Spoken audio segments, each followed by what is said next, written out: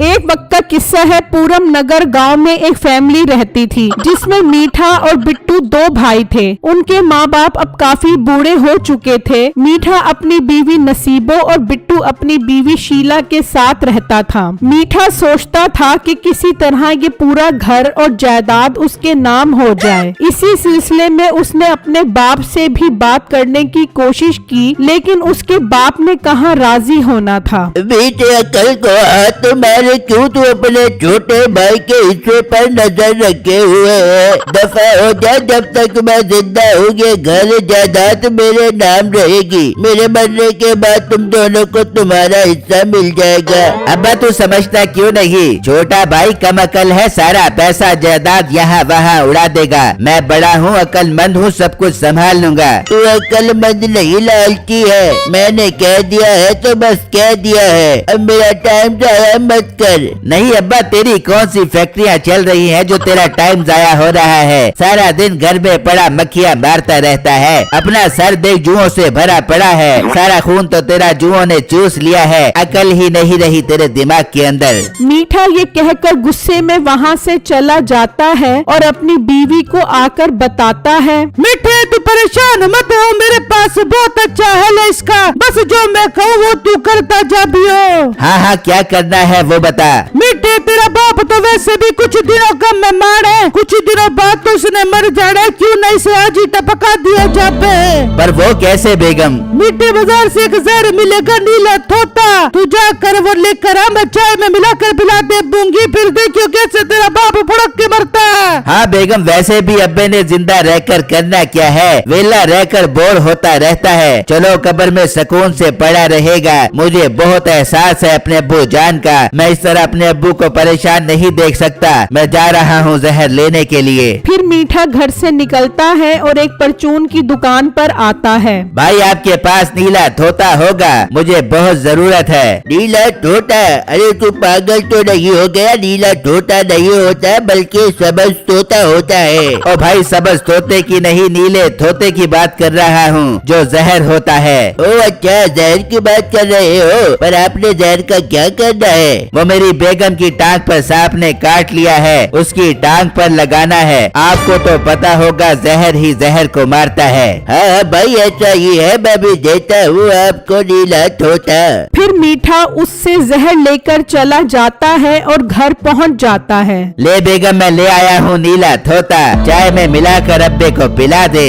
बेगम क्या वाकई मेरे सर में जुएं हो रही है? हाँ हो तो रही है, आपके सर में जुएं। कल भी एक जुआ आपके सर से निकल कर आपकी नाक में घुस गई थी। हाँ बेगम, तभी तो मैं कहूँ कि मेरी नाक में गुदगुदी क्यों हो रही है। चल तो निकाल दे मेरे सर की जुएं। फिर उसकी बीवी उसके सर की जुएं निकालने लग जाती है और नसीबो चाय में जहर डालकर चाय तैयार करने लग जाती है। वहाँ बिट्टू अपनी बीवी को कहता है, बेगम मैं पपीते के खेत में जा रहा हूँ, आज एक बहुत बड़ी पार्टी ने आना है, दुआ करना पपीतों का सोडा अच्छी कीमत पर हो जाए। हाँ हाँ बिट्टू, आप इतनी मेहनत से काम करते हो, जरूर आपका सौदा अच्छी कीमत पर होगा। ठीक है बेगम, मैं जा रहा हूँ, तुम बस अब्बू को टाइम से चाय बनाकर दे देना।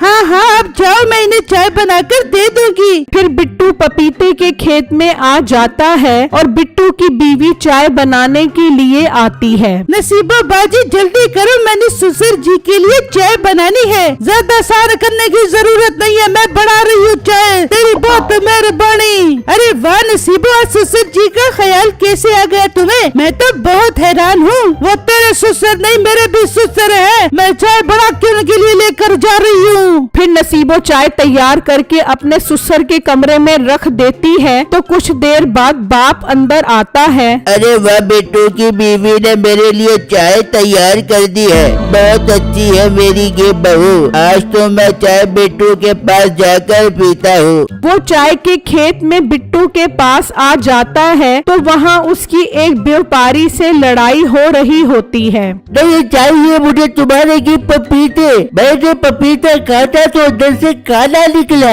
ऐसा कैसे हो सकता है भाई, लाओ मैं काटता हूँ। बिट्टू पपीता काटता है तो वो बिल्कुल ठीक होता है। वो आदमी काटता है है तो वो फिर काला होता है। ये कैसे पपीते हैं तुम्हारे? ये जादुई पपीते हैं, जादुई। मैं जा रहा हूँ। बिट्टू और उसका बाप दोनों ये मंजर देखकर हैरान हो रहे होते हैं। अब्बू जान, मैं सच्चा इंसान हूँ, इसलिए मैंने काटा तो ये बिल्कुल ठीक निकला, और वो व्यापारी बेईमान था इसलिए उसने काटा तो वो काड़ा निकला। इसका मतलब ये जादुई पपीता है। इससे तो हम सच्चे और झूठे लोगों की आराम से पहचान करवा सकते हैं। अब बेटा तो बिल्कुल ठीक कह रहा है, ये तो बहुत नायाब पपीता है। क्या हुआ अब्बू, आपकी तबीयत तो ठीक है? पता नहीं बेटा, आज तेरी बीवी की चाय कुछ अजीब है, कड़वी कड़वी लग रही है। अचानक उसके बाप की तबीयत ज्यादा खराब हो जाती है और वो वहीं पर ही मर जाता है। बिट्टू जल्दी से हकीम को लेकर आता है और चेक करके बताता है कि उसका बाप मर चुका है, और चाय का कप सूंघता है तो उसे पता चल जाता है कि उसमें जहर है। वो बिट्टू को चाय में मिले जहर के बारे में बताता है। इसका मतलब मेरी बीवी ने अब्बू को जहर दे दिया। मुझे अपनी बीवी से ये उम्मीद नहीं थी। वो बाप को लेकर घर आ जाते हैं। हाय मेरे मरहूम शौहर बहुत अच्छे थे, उनके सर में जुए बड़ी बड़ी थी, लेकिन कभी भी किसी से कोई शिकायत नहीं की मेरे ससुर ने। अब आप मुझे क्यों छोड़कर चले गए? मुझे भी अपने साथ ले चलो। अब मैं कैसे रहूंगा आपके बगैर? मैं जब छोटा होता था तो अब्बू मुंह पर फटा हुआ कच्चा पहनकर मुझे सुपरमैन बनकर दिखाकर हंसाता था। अब मुझे कौन हंसाएगा? हाँ अंकल बहुत अच्छे थे, हमारे से दूध लेने आते थे और दही बना कर जाते थे। अंकल आप क्यों चले गए? अब दही कौन बनाएगा? आप सब लोग रोना बंद करो, अब्बू को ले जाने का टाइम हो गया है। नहीं लेकर जा बेटे, नहीं लेकर जा, हम नहीं रह पाएंगे इनके बगैर। है किसने मेरे ससुर को जहर दे दिया? अरे मेरा अब्बा, ना लेकर जाओ अब्बे को, ना लेकर जाओ। मैं कैसे रहूंगा अब्बे के बगैर? मीठे भाई हौसला करें, अब अब्बू को ले जाना पड़ेगा, आप अम्मी को संभालें। ये मीठा मेरे से जहर लेकर गया था, कहीं इसने तो जहर नहीं दिया अपने बाप को। वो दुकानदार वहाँ से निकलकर उसी हकीम के पास आता है और उससे जहर के बारे में पूछता है। वो उसे बताता है कि उसकी मौत नीले थोते के जहर से हुई है। उस दुकानदार को यकीन हो जाता है कि जहर मीठे ने दिया है। वहाँ वो बाप को दफनाकर फारिग हो जाते हैं। बेगम तुमने ठीक नहीं किया, तुमने चाय में जहर मिलाकर अब्बू को दिया है। ये आप कैसी बातें कर रही हैं? चाय मैंने नहीं बना कर दी, चाय तो नसीबों ने बना कर दी है। फराडन ज्यादा झूठ बोलने की जरूरत नहीं है, चाय तू बना रही थी, मुझ पर इल्जाम लगा रही है। बेगम तुम्हें शर्म आनी चाहिए, नसीबो भाभी पर इल्जाम लगा रही हो। तुम निकल जाओ अभी घर से। घर से ये नहीं बल्कि तू निकलेगा, क्योंकि अब्बू ने सारी जायदाद मेरे नाम कर दी है। मीठे भाई ये आप क्या कह रहे हो? जो तू सुन रहा है, चल शाबाश, अपना सामान उठाओ, घर से निकल जा अभी के अभी। तेरी बीवी ने मेरे बाप को मारा है, इसलिए इसकी सजा है कि ये हमारे घर में नौकर बनकर रहेगी। बहुत अच्छी बात की है मीठे, तूने निकाल दे बड़े भाई को घर से, आज से ये सारी जायदाद हमारी है। वो बिट्टू को घर से निकाल देते हैं और उसकी बीवी से खूब काम करवाते हैं। इस तरह कई दिन गुजर जाते हैं तो बिट्टू सामान लेने उसी परचून की दुकान पर आता है। भाई अगर मुझे कुछ सामान उधार मिल जाए तो आपकी बहुत मेहरबानी होगी, मैं जल्दी आपको पैसे दे दूंगा। हाँ सामान मिल जाएगा, मगर ये तो बताओ कुछ पता लगा कि आपके अब्बू को जहर किसने दिया था? भाई पता लगाने की क्या जरूरत है, मेरी बीवी चाय बनाती है, उसने ही चाय में जहर मिलाकर अब्बू को दिया है। पर भाई मुझसे तो मीठा जहर खरीद कर गया था। क्या कह रहे हो आप? मैं सच कह रहा हूँ, मीठा मुझसे नीला तोता खरीद कर गया था कि मेरी बीवी को सांप ने काटा है, उसके लिए चाहिए। मगर उसकी बीवी को सांप ने नहीं काटा। हाँ वो झूठ बोलकर लेकर गया था, उसी ने ही जायदाद अपने नाम करवाने के लिए अपनी अपने बाप को जहर दिया है। भाई इसका मतलब मेरी बीवी बेगुनाह है और असल मुजरिम मीठा है। अब अगर तुम उसको झूठा साबित कैसे करोगे? भाई मेरे पास एक जादुई पपीता है, सच्चा इंसान उसे काटे तो वो बिल्कुल ठीक रहता है और अगर झूठा इंसान उसे काटे तो वो काला हो जाता है। ठीक है, तुम वो पपीता लेकर घर पहुँचो, मैं तुम्हारी मदद करूँगा। नहीं, हम सब तुम्हारी मदद करेंगे।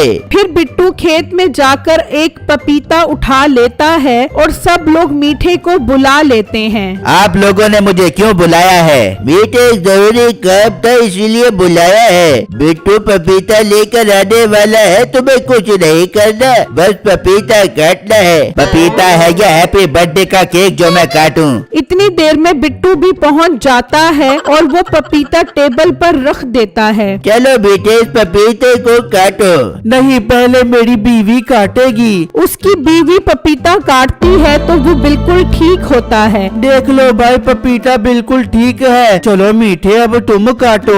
फिर जब मीठा पपीता काटता है तो वो काला हो जाता है। देख लो, ये पपीता काला हो गया। इसका मतलब मीठे ने जहर दिया है मेरे अब्बू को। नहीं नहीं, मैंने जहर नहीं दिया। झूठ मत बोल, तू ही मेरे से जहर लेकर गया था, तू झूठा साबित हो गया है। अबे भाई, तू कहाँ से आ गया? सारी बनी बनाई गेम खराब कर दी। गेम खराब नहीं की, बल्कि गेम ठीक की है। चलो इसको और इसकी बीवी को काल कोठरी में बंद करो।